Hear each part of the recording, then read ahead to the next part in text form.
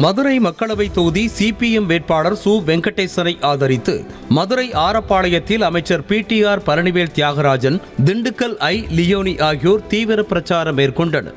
கூட்டத்தில் பிரதமர் மோடியை லேகியம் விற்பவர் என பாட்டு பாடி கடுமையாக விமர்சித்த திண்டுக்கல் ஐ லியோனி, இபிஎஸ் மற்றும் பாஜக மாநில தலைவர் அண்ணாமலையையும் கடுமையாக விமர்சித்து பேசினர். 10 ஆண்டுகள் இந்தியாவிலே லேகியம் விற்று மக்களுக்கு எந்த விதமான திட்டங்களையும் செய்யாத ஒரு வேடதாரி யார் என்றால் அவர்தான் இந்த ஒன்றிய பிரதமர் நரேந்திர மோடி. ஒற்றை விரலாய் ஓங்கி அடிப்போம். ஒரு விரல்ல காது உடையலாம், மண்டைய சொல்லிடலாம், சரக்கு அடிச்சுட்டு ஊறுகாய தொட்டு நக்கலாம்.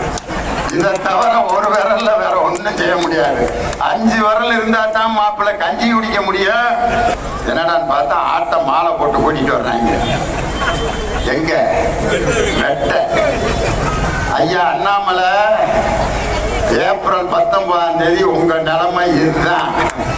தூத்துக்குடி நாடாளுமன்ற தொகுதி அதிமுக வேட்பாளர் சிவசாமி வேலுமணிக்கு ஆதரவாக கோவில்பட்டி பயணியர் விடுதி முன்பாக நடிகை விந்தியா மற்றும் முன்னாள் அமைச்சர் கடம்பூர் சே ராஜு ஆகியோர் பிரச்சாரம் செய்து இரட்டை இலைக்கு வாக்கு சேகரித்தனர். தேர்தல் வந்தால் அமைச்சர் உதயநிதி செங்கலை தூக்கிக் கொண்டு வந்து விடுவதாகவும், கடந்த 5 வருடங்களாக எம்பியாக இருந்ததை மறந்துவிட்டு கனிமொழி எதிர்க்கட்சியைப் போல வாக்குறுதிகளை அள்ளி தெளித்து வாக்கு சேகரிப்பதாகவும் விமர்சித்தார்.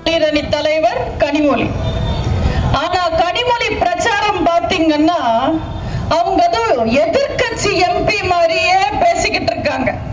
5 வருஷமா கனிமொழி தானே இங்க எம்பியா இருக்காங்க. ஆனா அவங்க தெரு தெருவா போய் தொகுதி ஃபுல்லா போய் என்னன்னு பேசுறாங்க. தொகுதியில அது சரியில்லை, இது சரியில்லை, எனக்கு ஓட்டு போட்டா எல்லாத்தையும் சரி பண்ணுவேன்னு சொல்றாங்க. ஏன் இந்த 5 வருஷத்துல எல்லாத்தையும் சரி பண்ணி காமிச்சிருக்கலாம் இல்ல?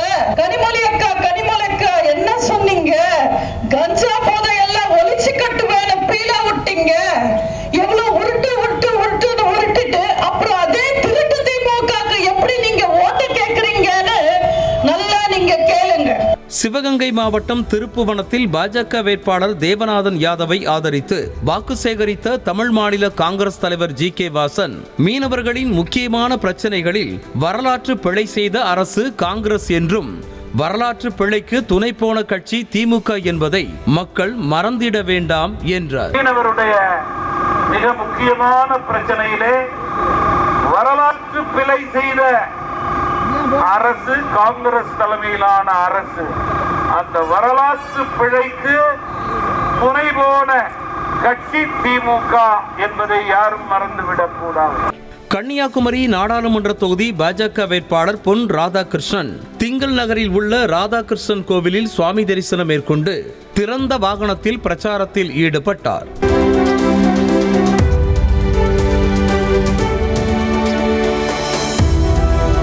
இலங்கைக்கு பிச்சை போட்ட மோடி கச்சத்தீவை ஏன் மீட்கவில்லை என்ற திமுக அமைப்பு செயலாளர் RS பாரதியின் பேச்சுக்கு RS பாரதி நாவை கட்டுப்படுத்தி பேச வேண்டும் என பொன் ராதாகிருஷ்ணன் காட்டமாக பதிலளித்தார்.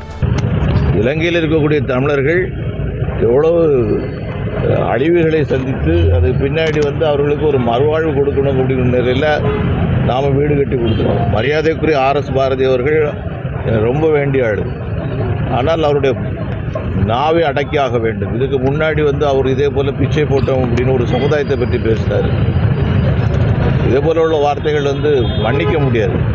மதுரை மக்களவை தொகுதி மார்க்சிஸ்ட் கம்யூனிஸ்ட் கட்சியின் வேட்பாளர் சு வெங்கடேசனை ஆதரித்து அமைச்சர் பிடிஆர் பழனிவேல் தியாகராஜன் மதுரை நேதாஜி ரோடு, ஜான்சிராணி பூங்கா உள்ளிட்ட இடங்களில் பரப்புரை மேற்கொண்டார்.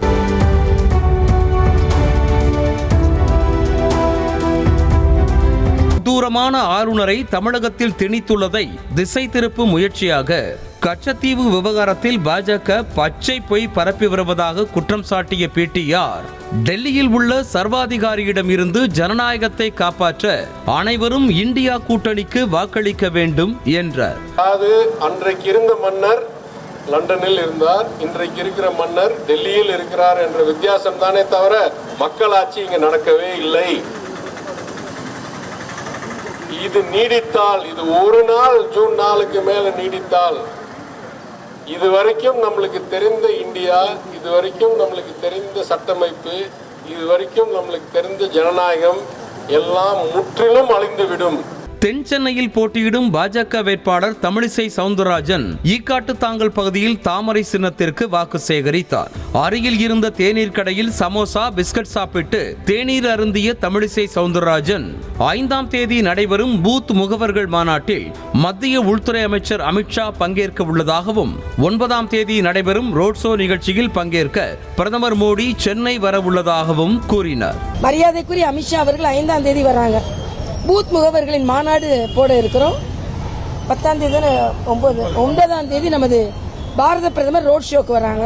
இந்த 2 மாபெரும் தலைவர்கள் வருவது எனக்கு மிகுந்த பக்கபலமாக இருக்கிறது. தென் சென்னை தொகுதியில் பணப்பட்டுவாடா நடப்பதாக குற்றம் சாட்டிய தமிழிசை சவுந்தரராஜன் தமிழ்நாடு அமைச்சர்கள் பெண்களை பற்றி பேசும்போது நாகரீகமான வார்த்தைகளை உபயோகிக்க வேண்டும் என்றார். திராவிட முன்னேற்ற கழகத்தை சார்ந்தவர்கள் மற்றவர்களை பேசும்போது மரியாதையா பேசணும். தென் சென்னை அதிமுக வேட்பாளர் ஜெயவர்தன் கிண்டி ரயில் நிலையம் அருகே உள்ள பவானி முத்துமாரியம்மன் கோவிலில் சாமி தரிசனம் செய்து வியாபாரிகள் பொதுமக்களிடம் துண்டு பிரசுரங்களை வழங்கி இரட்டை இலைக்கு வாக்கு சேகரித்தார். கொடுத்த வாக்குறுதிகளை எப்போதும் நிறைவேற்றுவது அதிமுக தான் என்ற ஜெயவர்தன் மக்களை ஏமாற்றுவதில் கை தேர்ந்தவர்கள் திமுக, பாஜகவினர் என குற்றம் சாட்டினார். தன் கையில் வைத்திருக்கும் வடைக்கு காசு கொடுத்து விடுவேன் என செய்தியாளர்களிடம் நகைச்சுவையாக ஜெயவர்தன் கூற, அவர் அருகில் நின்று கொண்டிருந்த முன்னாள் அமைச்சர் கோகுல இந்திராவோ எதையும் கவனிக்காமல் வடையை ரசித்து ருசித்து சாப்பிட்டார். என்னால் முடிந்தவற்றை கழகத்தின் சார்பாக, கழக அரசின் சார்பாக தொடர்ந்து மக்களுக்கு உறுதுணையாக ஒரு தொலைநோக்கு பார்வையுடன் திட்டத்தை வகுத்து செயல்படுத்தி வாக்குறுதிகளை நிறைவேற்றுகின்ற விதமாக தான் எங்களுடைய அதிமுகவோட செயல்பாடு எப்பொழுதுமே இருந்திருக்கு. இந்த வடை சுடுற வேலை, மக்களை ஏமாற்றுகின்ற வேலை, இதையெல்லாம் பொறுத்தவரையில எப்பொழுதுமே கை தேர்ந்தவர்கள் யார் என்று சொன்னால் திமுகவும் பாஜகவும் தான். மதுரை நாடாளுமன்ற அதிமுக வேட்பாளர் சரவணனை ஆதரித்து மக்கள் அதிகமாக கூடும் ராஜாஜி பூங்கா மற்றும் மாட்டுத்தாவணி மலர் சந்தை, மாட்டுத்தாவணி பேருந்து நிலையம் உள்ளிட்ட பல்வேறு இடங்களில் நடிகர் வையாபுரி அதிமுகவின் 10 ஆண்டு சாதனை துண்டு பிரசுரங்களை வழங்கி இரட்டை இலைக்கு வாக்கு சேகரித்தார்.